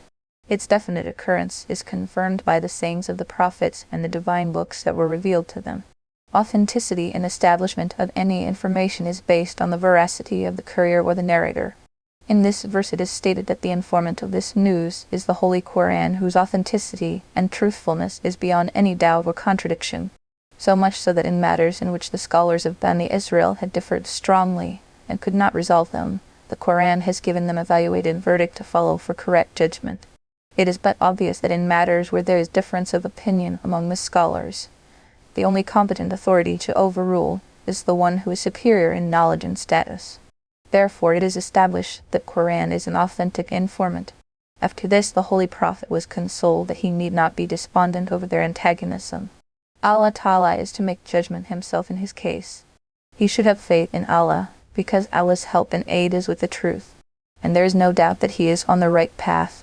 Verse. And indeed, it is guidance and mercy for the believers. See Surah An-Naml, Ayat 76, for the Tafsir. Indeed, your Lord will judge between them by his wise judgment, and he is the exalted in might, the knowing. See Surah An-Naml, Ayat 76, for the Tafsir. So rely upon Allah. Indeed, you are upon the clear truth. See Surah An-Naml, Ayat 76, for the Tafsir. Indeed, you will not make the dead hear, nor will you make the deaf hear the call when they have turned their backs retreating. Commentary. It was the demand of love and affection the Holy Prophet had for all human beings that he should save them all from the fire of Jahannam by making them accept the message of Allah. It used to hurt him a lot if someone did not accept it. He used to feel as if someone's children were proceeding toward the fire by not heeding to the advice of his parents. Therefore, Quran has adopted different expressions to console him at many places. One such advice was contained in the sentence, "And do not grieve for them, and do not be straitened because of what they plan." Surah An-Naml, Ayah 70, which has appeared in the earlier verse. In the above verse he has been consoled in a slightly different manner, that his job was only to convey the message of truth, which he had done admirably. If someone had not accepted this, it was not his fault or deficiency. So he need not worry and be despondent. Rather, it is their own fault that they have lost their sense of direction. Quran has described the loss of their sense of direction by presenting 3 examples. First, that they were like dead bodies in the matter of acceptance of truth, and thus cannot take anyone's advice to their advantage. Second, that they were like the deaf man who does not wish to hear anything. Rather, they turn their back and go away if someone tries to give them any advice. Third, that they were like the blind that cannot see even if someone tries to show them the path. After providing these 3 examples, it is said, And you cannot guide the blind away from their error. You will only make hear those who believe in our verses, so they are Muslims submitting to Allah. You can make no one listen to you except those who believe in our verses, then submit themselves to Allah. Surah An-Naml, Ayah 81. It is very clear that in the subject under discussion, it is not purported to make the voice reach the listener, but what is intended here is that what is conveyed should be beneficial to the addressee. The Quran has defined the audition as non-audition if it is not beneficial from the objective point of view. This point is elaborated at the end of the verse where it is stated that you can cause to hear only those who are willing to believe. Should it mean to make them hear only, then the statement of the Quran would have been contrary to facts and observations, because there are many undeniable proofs that divine message was conveyed to the disbelievers, which they not only listened but also answered to reject. It is therefore quite clear that here causing to hear means the understanding which is beneficial. Then by calling them as dead bodies, it is further emphasized that you cannot make them realize the truth, because even if the dead could hear and wish to accept the truth, it would not be to their avail. The dead have passed through the worldly life, where faith and good deeds did matter. After the death, both in Barzakh and the hereafter, all infidels and disbelievers would wish for faith and righteous deeds, but then it would be too late. This statement of the verse does not bear out that the dead cannot hear. In fact, this verse is silent on the subject of hearing by the dead. This subject needs separate study which follows. Can the dead persons hear? The issue, whether the dead can hear or not, was one of the subjects on which the exalted companions of the Holy Prophet had different points of view. Sayyidina Abdullah ibn Umar, may Allah be pleased with him, has declared the hearing of the dead as established, but Sayyida Aisha, may Allah be pleased with him, has negated this understanding.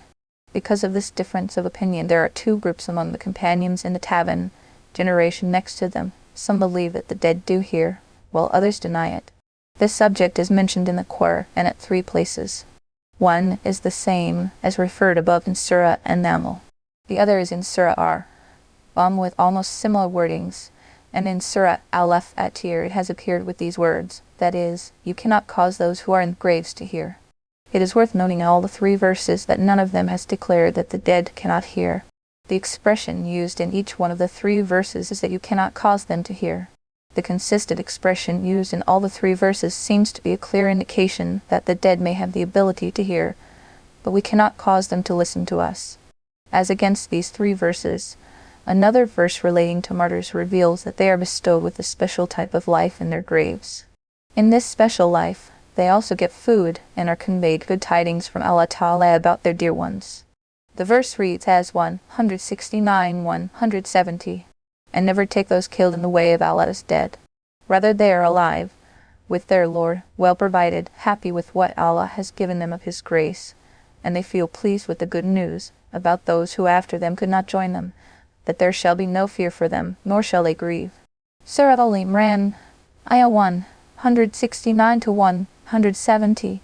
This verse corroborates that even after death some intellect and perception may be left behind in the human spirit. Rather, in the case of martyrs, there is a hint that such a thing does happen.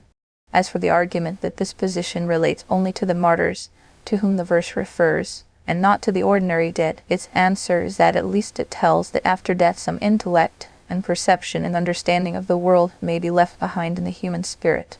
The way Allah Ta'ala has bestowed upon martyrs the honor of maintaining the connection of their spirits with their bodies and graves, He can also grace the other dead with the same ability. Say, the Holy Prophet holds the view that dead do hear. This view is based on a Sahih hadith, which is reported by the Holy Prophet. It is as follows: May Allah be pleased with him. When a person passes by the grave of a Muslim brother whom he knew when he was alive, and he offers salam to him, Allah Ta'ala returns his spirit into his body, so that he may return the salam. Ibn Kathir, declaring it as Sahih, this also proves that when a person visits the grave of a Muslim brother and offers him his salam, the dead listens to his salam and answers back. It happens like this, that Allah Ta'ala returns the spirit of the dead back to this world momentarily. It confirms 2 points. 1, that dead can hear, and 2nd, that their hearing and our causing them to hear is not in our control, but is dependent entirely on Allah's will. Whenever He wills, they can hear, and whenever He does not will, they do not hear. The above referred hadith has made it clear that Allah Ta'ala is gracious to let the dead hear the salam of a Muslim brother, and also grants him privilege to answer back. But for any other situation or utterance, it is not known whether the dead can hear or not.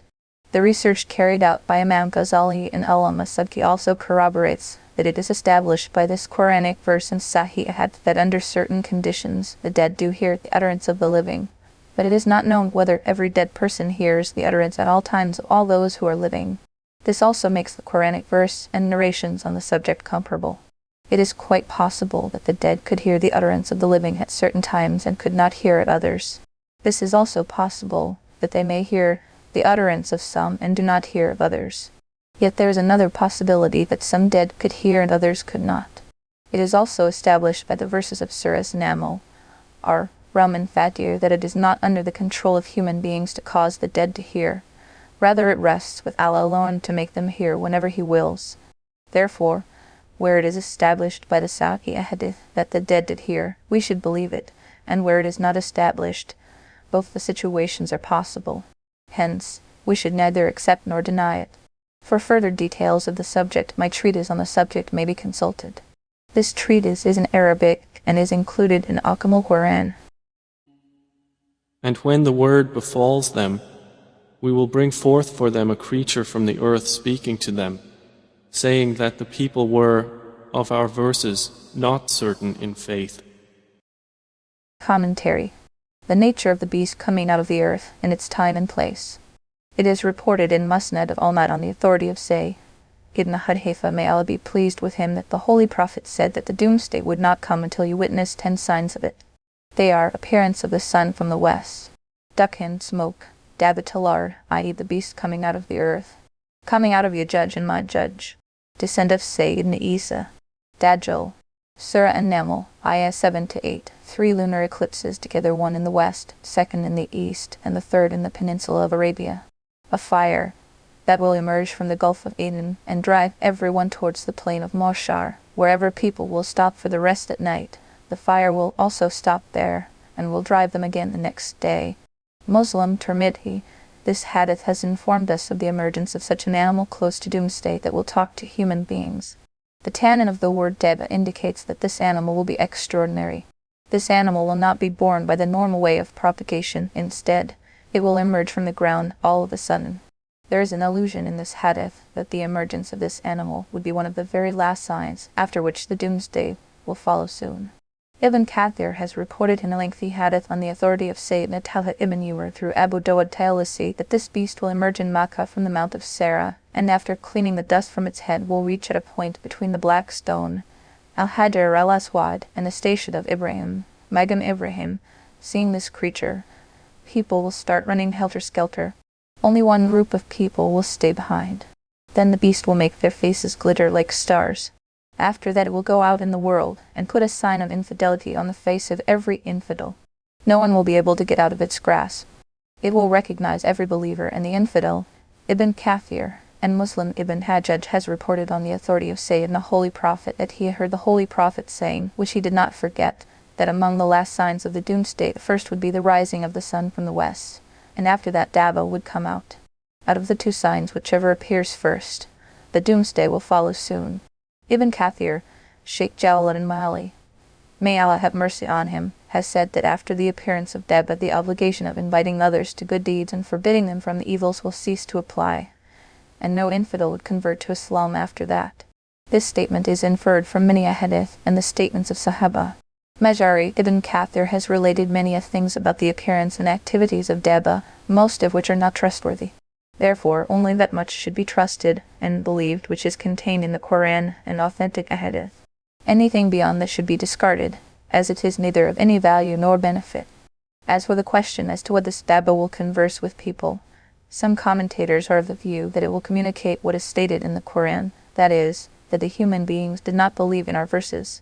It will communicate the message on behalf of Allah Ta'ala that many did not believe our verses before this. It would mean that now the time has come that everyone would believe, but then it would be too late, because it would not be acceptable then. Sayyidina Ibn Abbas, may Allah be pleased with him, Hassan al-Basri, Qatada have reported, which is corroborated by a narration of Sayyidina also, that the Dabba will converse with people normally, as people do among themselves. Ibn Kathir. And warn of the day when we will gather from every nation a company of those who deny our signs, and they will be driven in rows. Commentary. And they will be kept under control. Surah An-Naml, Ayah 83. The word used here is derived from waz, which means to stop. The sense here is that the people in front will be stopped, so that those left behind could catch up. Some have taken the word waz in the sense of pushing. Hence, it would mean that they would be pushed while being brought to their stand. While you did not comprehend them with knowledge. Surah An-Naml, Ayah 84. There is an allusion in this verse that falsifying the message of Allah Ta'ala is by itself a great sin, especially when one falsifies it without giving any consideration or thought, then the crime is doubled. This has brought to light that if an issue or subject is duly considered and thought over, and yet one could not get to the truth, in that situation the intensity of the crime is reduced. Nevertheless, the denial of the existence of Allah and His oneness would not save anyone from infidelity and adoption of the wrong path, and would thus lead to perpetual torment. It is because they are such self-evident matters that any mistake of judgment is not allowed in them. Until, when they arrive at the place of judgment, He will say, "Did you deny my signs while you encompassed them not in knowledge? Or what was it that you were doing?" See Surah An-Naml, Ayat 83 for the Tafsir. And the decree will befall them for the wrong they did, and they will not be able to speak. See Surah An-Naml, Ayah 83 for the Tafsir. Do they not see that we made the night, that they may rest therein, and the day giving sight? Indeed, in that are signs for a people who believe. See Surah An-Naml, Ayah 83 for the Tafsir. And warn of the day the horn will be blown, and whoever is in the heavens and whoever is on the earth will be terrified, except whom Allah wills, and all will come to Him humbled. And remember the day when the horn will be blown, so all those in the heavens and the earth will be in panic. Surah An-Naml, Ayah 87. The word fasa means being nervous or perplexed. In another verse on the same subject, the word fazia is substituted by sa'ika, which means losing consciousness. If both these verses are taken to refer to the first blowing of the sur, the horn, then the total sum of the two words would be that, at the time of the blowing of the sur, Everyone will get nervous and perplexed initially, and then will lose consciousness, and ultimately will die. Qatada and some other imams of Tafsir have taken this verse for the second blowing of the Surah, when all the dead will resurrect. Thus the meaning of the verse would be that all the dead would get up perplexed. Some have interpreted that Surah will be blown thrice. On the first blowing, everyone will get nervous and perplexed, which is called the blowing of Faza. On the second blowing, everyone will die, which is the blowing of Sa'alka. The third blowing will be the blowing for the resurrection, on which all dead will get up. But only 2 blowings are mentioned in the Quran and Sahih Hadith. Qutubai Ibn Kathir Ibn Mubarak has quoted Hassan al-Basri, may Allah have mercy on him, that the Holy Prophet has said that there will be a 40 years gap in between the 2 blowings. Qutubai, except such as Allah wills, Surah An-Naml, Ayat 87. This exception is from Faza, which means panic and perplexity. The sense is that there will be people who will not be nervous at all at the time of resurrection. There is a hadith reported by Ibn Abu Hurairah, may Allah be pleased with him, that these people would be the martyrs. At the time of second life on resurrection, they will not get nervous. This is a Sahih hadith according to Ibn al-Arabi Qutubai. Sayyidina Said Ibn Jubair, may Allah be pleased with him, has also said that the exception applies to the martyrs, who will assemble around the arsh wearing their swords. Quashiri has observed that prophets are the very first included among them, because they have the status of martyrs also, and their position as prophet is still higher. By the following verse will appear later in Surah Az-Zumar. For the trumpet shall be blown, and whosoever is in the heavens and whosoever is in the earth shall swoon, save whom Allah wills. Surah Az-Zumar, Ayah 68. This verse tells us that when the horn will be blown, all those in the heavens and the earth will get unconscious and then die. Here also an exception is made, which according to one hadith is meant for 6 angels, namely Jibreel, Mikhail, Israfil, Malakal, Maut, and Hamalat al-Arsh, who will not die by the blow of Surah. Later, they will also die, as explained in the hadith. Those who have held that Faza and Saqqa both relate to the same blowing, they have taken the exception here as well for the special angels, like Surah Az-Zumar. But those who have held that Faza and Saqqa relate to 2 different blowings, they interpret the exception in the present verse as referring to the martyrs, as explained above. And you see the mountains, thinking them rigid, while they will pass at the passing of clouds. It is the work of Allah, who perfected all things. Indeed, He is acquainted with that which you do. And you see the mountains, at present, taking them as fixed, while they will fly like the flight of clouds. Surah An-Naml, Ayat 88. The word in the beginning of this verse is used in Arabic for both present and future tense. Therefore, it can be translated as you see or as you will see. In the latter case, the verse would be referring to the mountains as they will appear on the doomsday. The sense in that case will be that the mountains will be uprooted and blown like clouds, which though would appear stationary to the onlookers, but in reality will actually move swiftly. When huge bodies, whose beginning and end is not visible to the eyes, move in any direction, one does not perceive their movement, no matter how swiftly they move. They look like stationary objects, although they are moving. One could experience this while looking at a massive cloud hanging overhead.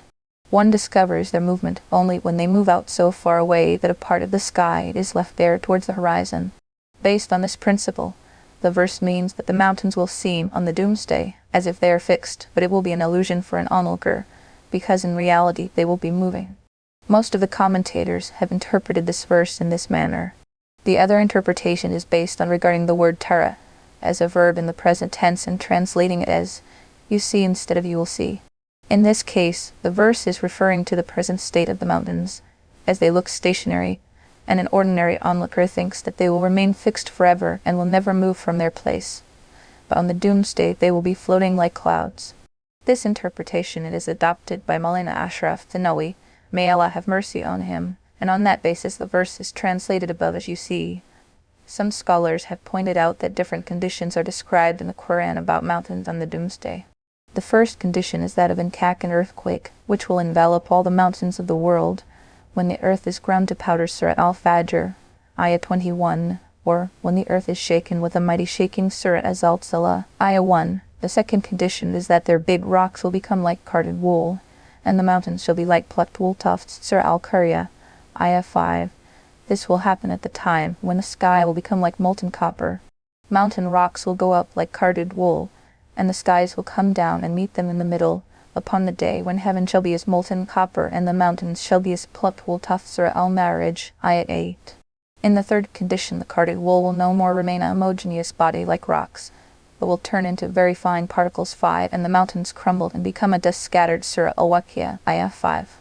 In the fourth condition, the fine particles of mountain rocks will get dispersed, so you say, my Lord will blow them up totally as dust. Surah Taha, Ayah 105. In the fifth condition, the fine particles of mountain rocks, which will engulf the land like cloud of dust, will be driven up by the winds. This cloud of dust will cover up the whole world, and will appear stationary, although there will be swift movement in it like clouds, and you see the mountains at present, taking them as fixed, while they will fly like the flight of clouds. Surah An-Naml, Ayah 88. Some of these conditions will take place at the first blowing of the surah, and some after the second blowing, when the world will be made absolutely flat plain. There will be no caves or mountains left in the world, nor will there be any building or tree. Surah Taha, Ayah 105 to 107. Qutubay Ra'ul, Ma'ani, an act of Allah who has perfected everything. Surah An-Naml, Ayah 88. Sun means skillful act, and it can means to make perfect and firm. Apparently this sentence is related to all the preceding subjects wherein Allah Ta'ala's omnipotence and marvelous creations are described, where the alteration of day and night is mentioned, and the blowing of surah and resulting conditions of the doomsday are related. It is to emphasize that all these situations should not amaze and astonish anyone, because their Creator is not a man or an angel having limited knowledge and power, but the Lord of all the worlds. But if this sentence is read as referring only to the adjacent preceding sentence, and you see the mountains at present, taking them as fixed, Surah An-Naml, Ayah 88, then it would mean that the phenomenon about the mountains, that they look stationary, whereas in reality they are moving, is not something astonishing, because all these happenings are not beyond the power of Allah Ta'ala, who is all-powerful. Whoever comes at judgment with a good deed will have better than it, and they, from the terror of that day, will be safe. Whoever will come with a good deed will have a reward better than that. Surah An-Naml, Ayah 89. This description relates to the situation that will take place after the doomsday and the account taking. Here the word hasana is purported for the kalima of, as explained by Ibrahim, or it is an expression of sincerity, as interpreted by Canada. Some have interpreted this to include complete submission. The sense is that every good deed will be recompensed by a reward better than the deed, but it should be remembered that a person's righteous acts could be considered as righteous only when he fulfills its first condition of having faith in Allah Ta'ala. Then he would get an award better than commendable to his good deeds. It means that he would be graced with eternal bounties of the paradise, and would escape from all troubles and torments for good. Some have interpreted that the word better means here that the reward of one good deed would be awarded from 10 times to 700 times more. Majari and such people will be immune on that day from any panic. Surah An-Naml, Ayah 89. Word faza is purported here for any big calamity or perplexity. Thus the meaning of the sentence is that, while living in this world, every pious person is scared of his fate in the hereafter, and as a matter of fact, he should be scared in the light of Quranic verse Surah Al-Ma'arij, Ayah 28. The torment of Allah is not something to be forgotten and set aside. It is for this reason that even the prophets, the companions, and saints were always frightened and daunted. But after the account taking on doomsday, those who would bring the hasana, the good deed contemplated in this verse, with them would be free from all fear and grief, and will live forever in complete tranquility. Only Allah knows best. And whoever comes with an evil deed, their faces will be overturned into the fire, and it will be said, are you recompensed except for what you used to do? See Surah An-Naml, Ayah 89, for the tafsir. Say, O Muhammad, I have only been commanded to worship the Lord of this city, who made it sacred, and to whom belongs all things. And I am commanded to be of the Muslims, those who submit to Allah. Commentary. The Lord of this city, Surah An-Naml, Ayah 91. Majority of the commentators have taken the word O equals Ifaf Balda, the city, for Makkah. Allah Ta'ala is the Lord of all the worlds and the Lord of heavens and earth. Therefore, the particular mention of Makkah here is to show its revered splendor and its respect and honor in the sight of Allah Ta'ala. Word haram is derived from taram, which means to prohibit and also means complete respect, and veneration, and because of this respect and veneration whatever special religious prohibitions are applicable to Makkah and its surrounding land are also included in it. For instance, whoever takes refuge in Haram is secured. It is not allowed to kill or take revenge from anyone in the Haram.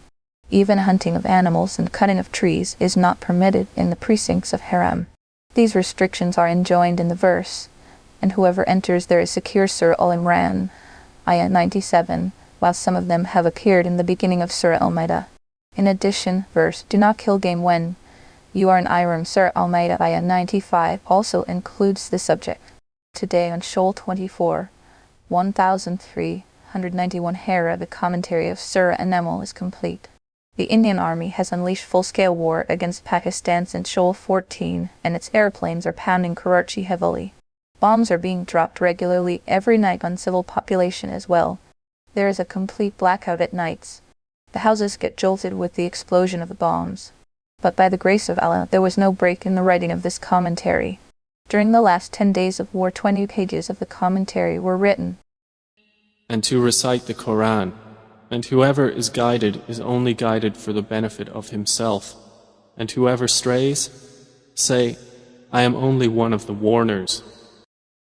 See Surah An-Naml, Ayah 91 for the Tafsir. And say, all praise is due to Allah. He will show you His signs, and you will recognize them. And your Lord is not unaware of what you do. See Surah An-Naml, Ayah 91 for the Tafsir.